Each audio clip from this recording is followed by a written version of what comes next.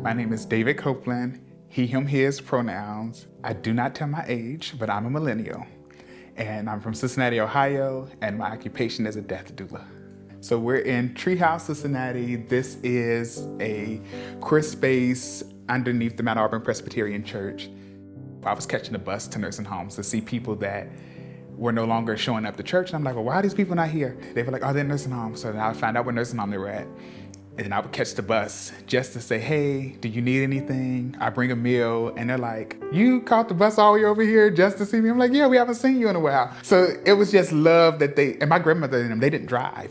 So they caught the bus. So it was just a part of what we did. Then folks get sick and they said, can you help? Can you show up? Can you be by my side? And then it just became a thing. If somebody got sick, call David, and I show up to serve. The main goal is to serve your client, their families, whatever that looks like. It's important that when I have a client, we discuss who is in their life that's going to show up.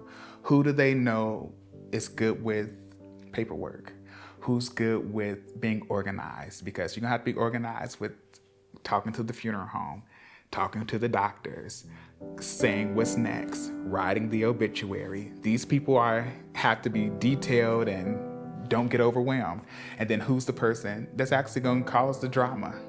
I need to know that too, because I have to be prepared to be able to intervene and work in the space of trying to advocate while navigating all of these emotions that are happening.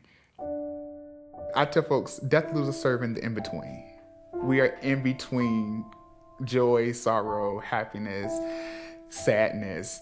Death doulas don't just serve the dying person. They are a part of the family, and they become a part of the family when they're there.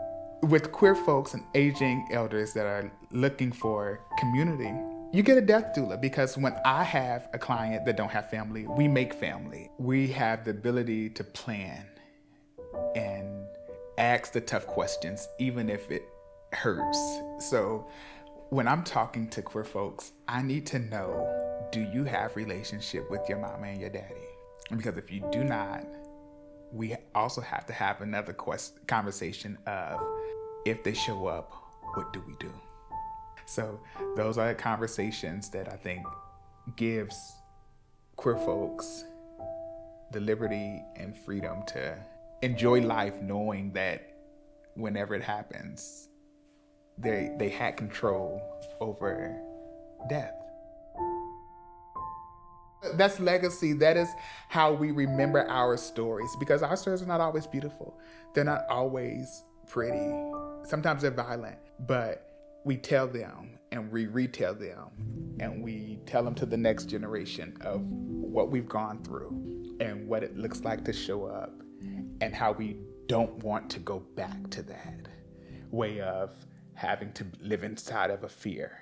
That's what legacy means for me as far as a queer person in this space of death and dying. How do we want to be remembered? When folks say our names, what are they gonna think of?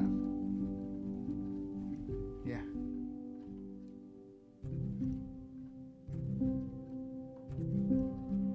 My great-grandmother, her sisters, her mother, and her mother, they were sharecroppers from Selma, Alabama.